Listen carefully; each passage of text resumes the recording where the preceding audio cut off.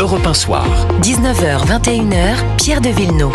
19h19, première heure d'Europe 1 Soir. Je vous signale qu'en deuxième heure, nous aurons la chance de recevoir Plantu qui signe un album haut en couleur qui s'appelle Merci qui. Et sur la couverture, vous avez Monsieur Macron avec le Parlement entre les mains et une bombe qui le fait sauter. Voilà, ça vous donne un peu une idée de ce que nous réserve Plantu dans ses caricatures. Pour cette première heure, bonsoir à Gilles-William Goldnadel. Bonsoir. Bonsoir à Jules Torres. Bonsoir Pierre, journaliste politique au Journal du Dimanche. Bonsoir à vous Charles Rodwell. Bonsoir, merci pour votre invitation. Merci d'être dans ce studio, député EPR des Yvelines, membre de la Commission des Finances. Vous venez de quitter l'Assemblée nationale. Deux choses à propos de cette Assemblée nationale, sur le fond et sur la forme. Sur le fond, le budget a donc été rejeté par une grande majorité des députés. La version initiale du budget repart donc au Sénat. Est-ce que c'est une victoire du gouvernement ? En tout cas, je pense que c'est une victoire pour tout simplement les gens qui nous écoutent. On a pris nos responsabilités de nous opposer à un budget qui, dans l'état dans lequel il était, donc on avait étudié les recettes, nous avons rejeté les recettes, aurait engendré un matraquage fiscal de 35 milliards d'euros d'impôts supplémentaires sur les Français, notamment sur les Français tout simplement les plus modestes, nous tous, et c'était tout simplement une version qu'on ne pouvait pas accepter. C'est la raison pour laquelle nous nous sommes mobilisés pour voter contre cette première partie du budget. Maintenant, le message qu'on adresse au gouvernement, il est assez clair. On a fait notre partie du travail, entre guillemets, de nous opposer à ce matraquage fiscal. Maintenant, on a besoin d'une ligne directrice claire sur ce budget, notamment sur la question dont on va peut-être dire un mot, la question des cotisations, la question du coût du travail qui est au cœur des débats budgétaires et des débats au sein du socle commun. Nous estimons que les cotisations, c'est les retraites, vous voulez dire ? Les cotisations, il y a plusieurs types de cotisations, mais il y a notamment les cotisations pour financer la retraite. Le coût du travail est encore un sujet majeur sur lequel il faut que le gouvernement tranche la ligne politique et sur lequel nous ne sommes pas encore arrivés à un accord commun. Mais la première partie du travail, si je puis dire, est faite, c'est-à-dire de protéger les Français d'un matraquage fiscal en règle qui aurait coûté aux Français 35 milliards d'euros d'impôts supplémentaires. Qui ne reviendra pas puisqu'au Sénat, on a une majorité acquise à droite et donc on ne risque pas de dénaturer le texte. C'est ça que vous voulez dire, Charles Rodwell ? Je ne peux pas présager en amont du travail des collègues sénateurs. Il me semble en tout cas que la ligne politique portée par le Sénat n'est pas tout à fait celle soutenue par le Nouveau Front Populaire et cautionnée par une partie du RN sur une partie de ses amendements. Jules Torres là-dessus. Charles Rodwell, est-ce que c'est pas un petit peu la faute aussi du socle commun, de la coalition gouvernementale, finalement d'avoir laissé le champ libre à l'Assemblée nationale au délire fiscal de la France insoumise, en ne s'opposant pas à tout leur délire, aux augmentations des taxes, aux augmentations des impôts, et finalement à la fin on se retrouve en effet avec ce budget qui est rejeté massivement, mais pourquoi ne l'avoir pas fait plus tôt ? Alors il y a deux choses à vous dire.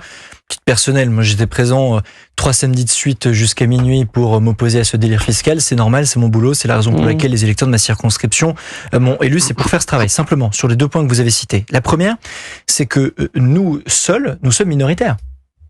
Donc, à partir du moment où vous avez sur certains de ces amendements une abstention ou un vote favorable du Rassemblement national, on perd le vote, c'est normal, c'est le débat parlementaire. Il faut par contre que le Rassemblement national s'adresse à ses électeurs pour expliquer pourquoi ils ont soutenu ces hausses d'impôts. La deuxième des choses, c'est que oui, il y a une partie des votes, mais vous l'avez souligné à de nombreuses reprises, où une partie des députés du socle commun un peu clairsemé. Moi, je les interroge tous les jours. Je me demande parfois pourquoi est-ce qu'ils ne sont pas dans l'hémicycle. Moi, j'y étais. Je me suis opposé. Qu'est-ce qu'ils vous répondent ? Eh bien, je vous les inviterai à votre micro. Moi, en tout cas, ce que je peux vous dire, c'est que j'étais présent dans l'hémicycle. Vous en dites trop, pas assez, Charles Rodwell. Moi, j'étais présent. Vous dites, je les ai interrogés.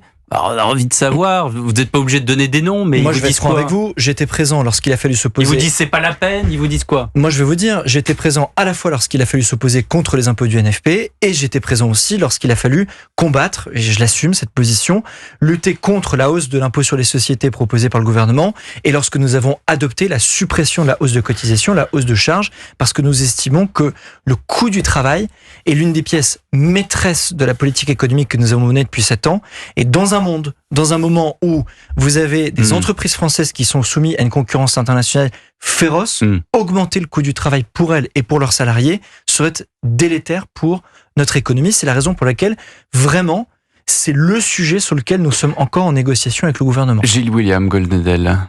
Bon, j'apprécie ce que vient de dire monsieur le député. Et j'ai du mal à comprendre comment un Premier ministre issu de la droite peut justement justifier d'une certaine manière cette sorte de vendetta fiscale. Mais qu'il me permette de dire quand même s'il adresse à juste titre un satisfecit au précédent gouvernement, et on peut y inclure le président de la République sur le fait qu'il n'a pas été un maniaque de l'impôt, mais l'impôt étant quand même très important en France quand il est arrivé. C'est quand même en raison de la dette abyssale qui a été laissée, et je ne suis pas loin de penser que d'une certaine manière le président de la République, avec sa fausse générosité, a acheté d'une certaine manière son élection, qu'on en est réduit à ce genre d'expédient. Donc je vous rejoins sur le fait qu'il faut refuser absolument ce matraquage fiscal qui est contre les entreprises, mais en même temps, c'est difficile aussi de trouver la recette adéquate compte tenu de notre situation économique. J'ai deux choses à vous dire sur ce point. Premièrement, nous assumons d'avoir mené ce qu'on appelle une politique de l'offre depuis 7 ans. C'est-à-dire qu'on soutient les entreprises et les Français qui travaillent dans notre pays pour pouvoir créer des millions d'emplois et pouvoir relancer la machine économique. On l'a fait par des réforme de l'assurance chômage, la première, réforme du marché du travail, réforme des retraites, et deuxièmement, on l'a fait par une baisse massive des impôts. D'accord. Qui sont toujours là. Qui sont toujours là. Bon. Pour cette baisse massive des impôts, par exemple les impôts de production, il y a 2 choses qui étaient prévues. La première, c'est certains rééquilibrages, des réformes. Donc, réforme du marché du travail, réforme de l'assurance chômage, réforme des retraites. Deuxièmement, la baisse de la dépense publique. C'est ce que nous avons fait entre 2017 et 2019, et oui, c'est ce que nous avons inversé. Donc, on a massivement augmenté la dépense d'abord pendant la crise Covid. Et lorsqu'il a fallu en sortir de la crise énergétique, nous n'avons pas réduit suffisamment rapidement la baisse des dépenses. Il y a 2 choses que j'aimerais dire quand même sur ce point. Rapidement. Du dernier budget, lorsqu'on a proposé une baisse déjà des dépenses il y a 1 an, Éric Ciotti nous a proposé des amendements, si on les additionne, plus 127 milliards d'euros de dépenses supplémentaires. Lorsque Bruno Le Maire fait 2 20h, en janvier et en février dernier, pour dire 1, on débranche les aides à l'énergie, et 2, on annule 16 milliards de dépenses supplémentaires. Lorsqu'au printemps dernier, on dit il faut revoir le budget, il faut reposer le budget sur la table du Parlement à travers ce qu'on appelle dans un langage très barbare un PLFR, c'est 3 choses tour à tour. Éric Ciotti et ses amis ont été contre. Donc nous, ce que nous disons aujourd'hui, c'est que oui, nous n'avons pas baissé suffisamment rapidement les dépenses publiques, mais avant même la dissolution, nous n'avions pas le mandat politique et parlementaire, nous n'avions pas de majorité pour les baisser. Donc moi, il y a une chose que je reconnais à Michel Barnier. La première des choses, c'est qu'il nous dit la vérité. C'est un homme d'État. On peut ne pas être d'accord avec tout, mais 1, il dit la vérité. 2, il nous a consultés depuis maintenant 3 mois sur les questions budgétaires. Il est temps maintenant de trancher la ligne politique. 19h27, Charles Rodwell, vous restez avec nous dans un instant, le rappel de l'actualité. On parlera d'autre chose et d'un certain... alors, est-ce qu'il est ministre, Laurent Wauquiez ? Difficile à dire hein, quand on l'entend hier aux 20h de TF1. À tout de suite. Merci Maël Hassani, 19h32. Europe 1 Soir. 19h, 21h, Pierre de Villeneuve. Toujours avec Gilles William Goldnadel, avec Jules Torres du JDD et le député EPR Charles Rodwell. On parlait de l'Assemblée nationale, de ce qui s'y passe, et Laurent Wauquiez, à ma connaissance, le chef de file des députés LR. Jules Torres, ça n'a pas changé. Je crois, il le président du groupe de la ministre, droite républicaine. Laurent Wauquiez. Après, on entend assez peu qu'on pourrait l'oublier. Laurent Wauquiez, qui était l'invité du 20h de TF1 hier avec le camarade Gilles Boulot. Écoutez, surtout la façon dont il parle et surtout le choix des mots. Écoutez ce petit extrait. Ça fait 1 mois qu'on a travaillé pour identifier avec les parlementaires de la droite républicaine des économies supplémentaires pour qu'il y ait moins d'efforts à demander aux Français, et notamment aux retraités. Michel Barnier l'a accepté, ce qui me permet ce soir d'annoncer un certain nombre d'avancées, notamment pour les retraités.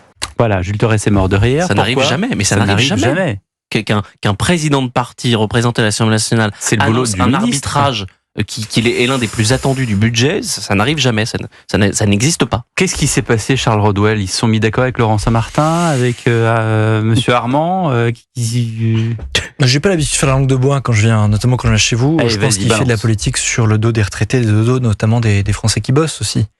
C'est-à-dire qu'il y a 2 réalités dans les annonces qu'il a faites. D'abord, la protection des retraités les plus modestes. La revalorisation des retraites les plus modestes. Je tiens juste à souligner que si cette revalorisation est possible, c'est parce que nous avons voté la réforme des retraites en 2023. Ok. Ça a été une réforme difficile qui n'a pas été soutenue par Laurent Wauquiez et que nous avons voté contre vents et marées, qui a été difficile, qui a parfois été mal comprise, peut-être par notre faute, et probablement par notre faute, mais cette réforme permet aujourd'hui de protéger les retraités les plus modestes contre l'inflation. Bon. Il y a une deuxième chose, c'est la revalorisation des retraites des plus aisés. C'est quelque chose qu'on peut entendre, d'ailleurs, on peut tout à fait le soutenir. Simplement, lorsque derrière, Gilles Bollot pose la question qui fâche, à savoir quelles sont les économies qui sont faites pour pouvoir financer ce milliard d'euros de dépenses supplémentaires, Laurent Wauquiez, peut-être le passerez-vous dans un des extraits. On le passe tout de suite, allez, on y va. La réponse de Laurent Wauquiez hier soir aux 20h de TF1.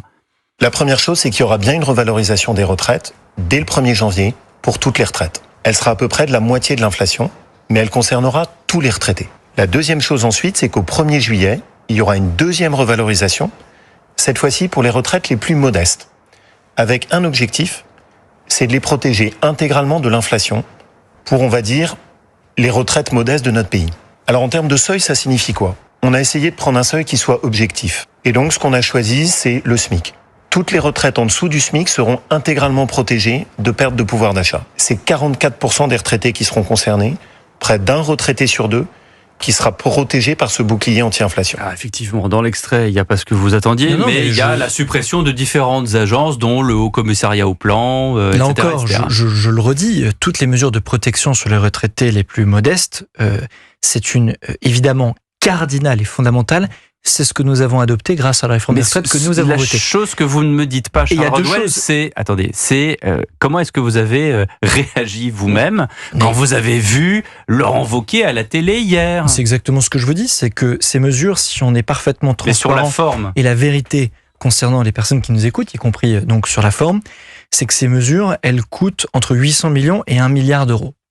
Et lorsque la question a été posée à Laurent Wauquiez de savoir comment on les finance, il a proposé la fusion de 2 comités Théodule qui coûtent entre 300 000 et 1 million d'euros. Donc il y est pas. Il y a 2 solutions. Soit on augmente les cotisations de ceux qui travaillent, soit on baisse la dépense publique. Nous refusons la hausse des cotisations parce que nous considérons que le travail doit payer plus. Ça a été notre engagement cardinal depuis maintenant 7 ans. C'est ce qui nous a permis de créer 2,7 millions d'emplois dans ce pays. Et dans une situation où on voit un ralentissement de l'économie, il serait, à mon avis, une erreur d'augmenter le coût du travail. C'est la raison pour laquelle, nous, de notre côté, nous avons proposé 2 choses au gouvernement. La première, mener la réforme de l'assurance chômage. La deuxième, pour baisser la dépense publique et la dépense sociale, des amendements et des amendements et des amendements et des amendements et des amendements de baisse de dépenses. Je note que l'attitude de Laurent Wauquiez ne vous a pas blessé ou interrogé, ou le fait qu'il s'adresse, comme l'a dit Jules Torres, ça n'est jamais arrivé. Je vais être franc avec vous, qui ça intéresse dans ceux qui nous écoutent ? C'est-à-dire que moi je pense que ce qui intéresse honnêtement, c'est le fond. Ça dit beaucoup d'aujourd'hui comment la majorité fonctionne. Quand le ministre de l'économie n'est pas au courant de la mesure, de l'arbitrage qui va être annoncé par un représentant de parti au journal qui est le plus regardé aujourd'hui en France, c'est pas anodin. Ça dit beaucoup de la manière dont fonctionne aujourd'hui ce socle commun, cette coalition gouvernementale. Alors moi il y a 2 choses que je veux dire. Déjà, j'ai pas les informations que vous avez. Oui. Je peux pas répondre sur celle-ci. La deuxième, c'est que pour le coup il y a une chose que je reconnais Michel Barnier, c'est le sens de l'écoute et du dialogue, et je pense que vous le soulignez semaine après semaine, qu'il a avec l'ensemble des composants de la majorité. Parfois ça frotte, mais toujours est-il qu'on ne pourra pas lui faire le reproche, quel que soit le temps que ça dure, de ne pas dialoguer avec nous. C'est tout l'inverse, et c'est ça qui, à mon avis, fait que c'est un homme d'État. Pour le reste, sur la forme, Laurent Wauquiez fait son annonce. Moi, je vous dis ce que j'en pense. Sur les retraites les plus modestes, c'est ce qui a été garanti dans la réforme des retraites qu'il n'a pas soutenu. Deuxièmement, sur les retraites plus aisées, ça coûte 1 milliard. Comment est-ce qu'on fait ? Nous, on propose la baisse de la dépense publique et de la dépense sociale. Non, moi je trouve ça ce raisonnement très convaincant. Ce que j'aimerais savoir, mais je suis au premier degré, il n'y a pas de, n'y voyez aucune malice. Venant de vous, je m'inquiète. Non, vous savez, sur le plan économique, en général, je suis d'une modestie inhabituelle. Et y compris, d'ailleurs, tout ce qui est un peu politicien, je n'y connais pas grand-chose. Je voudrais savoir ce que vous incarnez, vous, par rapport à l'ensemble de la Macronie. Parce qu'il y a quand même des Macroniens, à ma connaissance, je ne sais pas quel est le mot, qui ne vous suivent pas sur ce terrain économique-là, plutôt libéral, disons-le. Ça représente quoi, maintenant ? Et est-ce que vous n'êtes pas un camp fracturé ? Je pense que s'il y a bien un des sujets qui nous rassemble, Dieu sait qu'on a connu des passes difficiles parce que nous avons perdu les élections législatives. C'est d'ailleurs la raison pour laquelle, au lendemain de cette défaite, nous avons vraiment admis les premiers que le Premier ministre ne pouvait évidemment pas venir de notre famille politique. Mais si je crois qu'il y a bien une chose qui nous rassemble, c'est le bilan économique de ces 7 dernières années. Et je vais répondre à votre question, je ne vais pas me défiler, sur la création de 2,7 millions d'emplois et la création de dizaines de milliers d'entreprises dans notre pays. Moi, je considère que ce succès économique, il est dû à 2 choses. Premièrement, les réformes que nous avons menées, qui parfois ont été difficiles, notamment sur les retraites et le travail. Deuxièmement, la baisse massive des impôts. Et si on me qualifie de libéral parce que je défends une stabilité fiscale et je défends qu'on n'augmente pas les impôts sur les Français, sur les entreprises, eh bien non, je considère pas que ce soit pas une insulte dans ma bouche. Ah bah au contraire, moi je considère que c'est absolument... Non, je partage votre avis. Moi ce que je dis simplement, et c'est le sens des amendements que j'ai déposés en hémicycle... Mais Charles Rodwell, pardonnez-moi de vous couper en pleine... vous avez déjà vanté les qualités du bilan de votre majorité avant les élections. Dont acte, c'est fine, comme on dit dans votre autre langue. Juste, Gilles William vous interroge sur le fait que où vous situez-vous, où vous mettez le curseur dans la Macronie qui va de, il y est plus, mais Sacha Houlié, jusqu'à, ou de Olivier Dussopt, jusqu'à vous. Est-ce que vous êtes là ou est-ce qu'il y a, voilà. Moi, je vais être franc, je me sens en barycentre quand j'entends le président de la République qui explique qu'il faut tenir la stabilité fiscale parce que pour les Français et pour nos entreprises, la clé de la confiance, c'est la constance. Donc, c'est de dire, on ne change pas de trajectoire. Donc, il faut tenir nos engagements en matière de baisse des impôts et en matière de baisse des cotisations. Moi, si vous voulez, sur ce sujet-là, je me sens en barycentre. Et vous connaissez mes autres engagements par ailleurs, sur l'insécurité culturelle que ressentent les Français. Donc, vous êtes plutôt sur la pression migratoire, sur à droite le rétablissement de ce qui reste de la Macronie. Bah, en tout cas, moi, si vous voulez, j'assume une conviction dans le débat parlementaire, à la fois vis-à-vis de mes autres collègues et dans mon groupe. Il n'y a pas de honte, au contraire. Moi, j'ai essayé d'avoir une petite quantification. Voilà. Je pense qu'on l'a eu. Vous êtes d'accord avec ce que je dis? Oui, je suis assez d'accord avec ce que vous dites. 19h41, merci beaucoup Charles Rodwell d'avoir été dans Europe 1 Soir.